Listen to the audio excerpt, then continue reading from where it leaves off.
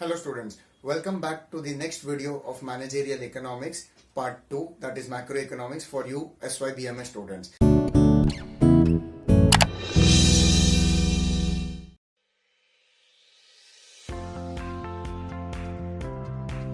So I welcome you to Online Shine app and Professor Rahul Mukherjee's session and video.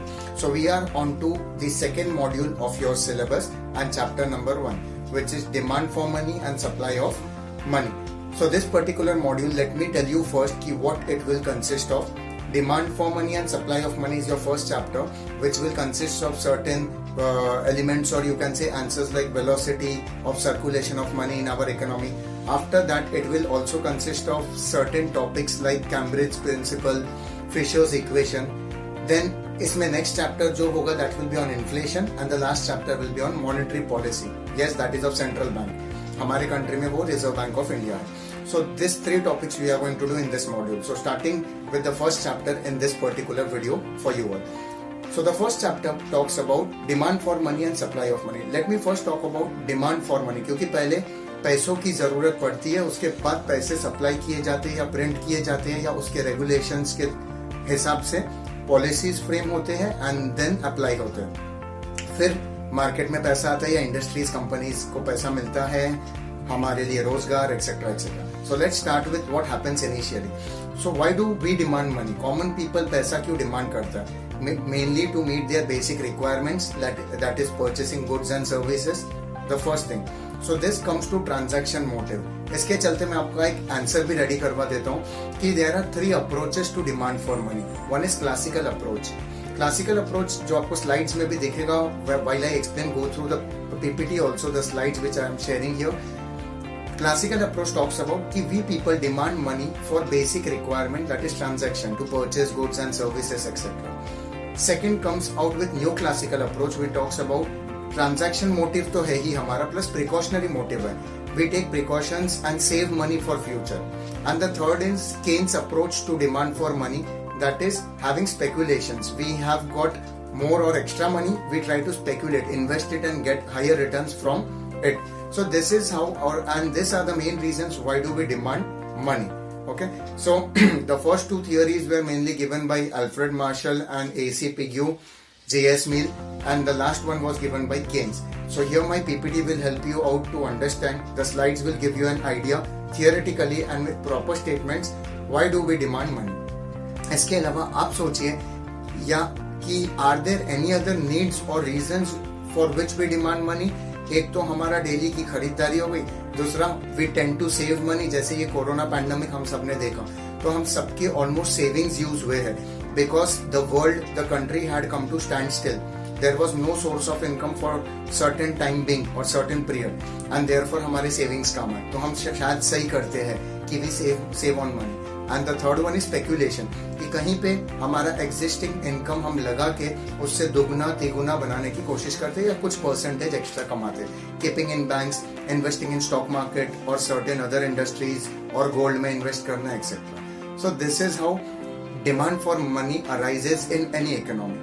Talking about supply of money, it's mainly done by the central bank of our country, depending on वो क्या scenario देखते हैं कि अगर market में money flow कम है तो वो मॉनेटरी पॉलिसी के through what they do, they reduce the interest rate so that people can take loan and purchase etc. and money flow बढ़ जाए.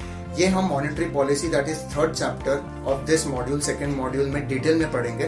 But velocity of circulation of money in an economy is a question, important question for your in your syllabus for this particular subject and module and chapter as well.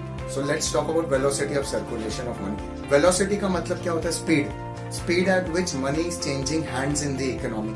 एक जन से दूसरे जन के पास गया, मैंने जाके मेरा इलेक्ट्रिसिटी बिल भरा, इलेक्ट्रिसिटी बिल वालों ने, दैट इज MSCB या टाटा पावर वगैरह ने अपने एम्प्लॉयज को पैसा दिया, सैलरी दिया, वो सैलरी से उन्होंने अपने बच्चों का फीस भरा या जाके अपना राशन पानी का खर्चा भर दिया, वहां से वो पैसा वापस इंडस्ट्रीज में गया कोई ना कोई चैनल से.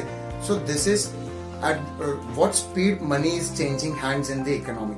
और ये मायने रखता है क्योंकि लॉकडाउन में सभी ने अपना सेविंग्स अपने पास जमा के रखा डर के वजह से, और मार्केट में liquidity that is money flow कम हो गया, जिसके वजह से इंडस्ट्रीज में पैसे इन्वेस्ट नहीं हुए, इंडस्ट्रीज थोड़ी ठप पड़ गई, जिसके वजह से जॉब्स नहीं थे मार्केट में, एम्प्लॉयमेंट नहीं था, और पूरा इकोनॉमी कहीं ना कहीं अर्थशास्त्र जिसे हम कहते हैं वो पूरा हिल गया या रुक थमसा गया. सो supply of money is equally important, but if you ask me what is the most important thing in an economy, तो जैसा लास्ट मॉड्यूल में हमने बिजनेस साइकिल में पढ़ा कि demand and consumption of people that is 130 crore का population हमारा country hold करता है, ये ज्यादा इंपॉर्टेंट है क्योंकि जब कंजम्पशन और डिमांड इनके तरफ से आता है तो ही प्रोडक्शन शुरू हो जाता है कंपनीज में, और जब वहां पे प्रोडक्शन शुरू होगा तो लोगों को जॉब्स या एम्प्लॉयमेंट जनरेट होगा, जॉब्स जनरेट होगा, जीडीपी बढ़ेगा, नेशनल इनकम बढ़ेगा, गरीबी दूर होगी and so many factors.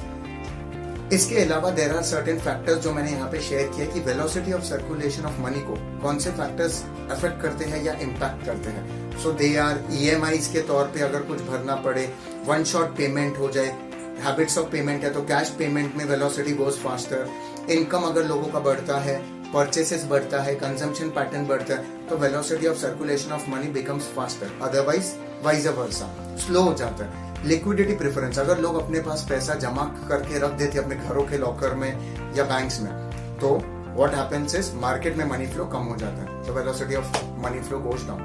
So these are the things, the factors which I have shared here: consumption pattern, demand in the economy, interest rates, etc., EMI rates, habits of people, preferences, priorities. अगर ये सब उसकी तरफ इशारा करते कि लोग दो पैसा निकाल के खर्चा करना चाहते हैं, then automatically the velocity of circulation of money goes up, otherwise it goes down. So mainly my motto in explaining this particular chapter was this: supply of money RBI करती है, all other countries में central bank of a particular country, finance minister, RBI governor, also till certain extent the mint house जहाँ पे currency print होता है और हर एक note का हिसाब किताब रखा जाता है, हर एक नोट पे गवर्नर का साइन होता है, तो उसके हिसाब से जो रिक्वायरमेंट है इकोनॉमी का मनी प्रिंट होता है और डाला जाता है. Money printing is done almost equivalent to the gold reserves of a country. जितना सोने का वैल्यू है उसके हिसाब से नोट प्रिंटिंग होगा. अगर उससे ज्यादा कम हुआ, अगर ज्यादा हुआ तो जीडीपी दैट इज प्रोडक्शन को मैचअप करना पड़ेगा वो लेवल्स. अगर नहीं कर पाए तो हमारे नोट का वैल्यू डेप्रिशिएट हो जाएगा, गिर जाएगा रुपीज का value in terms of world level that is dollar. So ये सारे छोटे छोटे चीजें मैं आपको बता रहा हूँ बट बहुत इंपॉर्टेंट चीज है. Having said that, when I talk about mint house, currency printing, governor का साइन होता है, हर एक नोट पे ऑथराइजेशन होता है, all this is done taking in part or taking in consideration the demand patterns. So if the demand pattern has to be improved, supply of money has to be there, but yes, notes unlimitedly छापते रहे तो हमारा currency depreciate हो जाएगा, तो ध्यान में रखते हुए नोट्स प्रिंट किए जाते हैं. Apart from all this factors, always remember I am making you revise जो हमने अब तक पढ़ा ये चैप्टर में.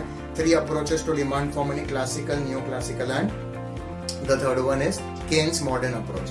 एंड सप्लाई ऑफ मनी में आपको याद रखना है कि सेंट्रल बैंक के थ्रू सप्लाई होता है. बट वन लास्ट थिंग, कुछ traditional approach to demand for money है जो मेरे स्लाइड में, और कुछ मॉडर्न अप्रोच है. ट्रेडिशनल अप्रोच में अगर आप अपने फोर फादर्स या पेरेंट्स से भी पूछोगे रफ आइडिया, वो बोलेंगे हमारे जमाने में हार्डली एक बैंक अकाउंट होता था, savings account, current account, recurring deposit और एफडी, और हम कैश ट्रांजैक्शन करते थे. आज और एनईएफटी थोड़ा बहुत पेस ले रहा था, बट आज के जमाने में cash, credit, overdraft, online payment, UPI, RTGS and so on, इतने सारे इलेक्ट्रॉनिक पेमेंट्स डेवलप हो गए कि things have become faster. The demand for money तो है ही, but supply of money has become faster because of which transactions move faster, because of which GDP को contribution मिलता है. और जब जीडीपी को कंट्रीब्यूशन मिलता है दोस्तों, तो वहां पे आपके लिए भी जॉब्स आती है for all you dear students, because production होगा तो आमदनी होगी, कंट्री में नेशनल इनकम बढ़ेगा, पर कैपिटा बढ़ेगा एंड ओवरऑल डेवलपमेंट होगा. So that's it from my end. Refer my PPT, solve the MCQs of this particular chapter, and at the end, when I share case studies, also go through them because they will open up your mind practically, जैसा मैंने आपको अभी सिखाया.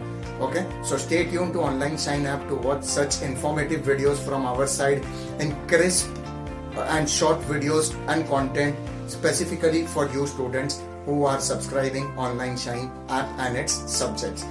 So see you all in the next video. That is module 2. and chapter number 2, which is on inflation, mehengai. Till then, stay tuned to this particular app, that is Online Shine. Take care of yourself and prepare well.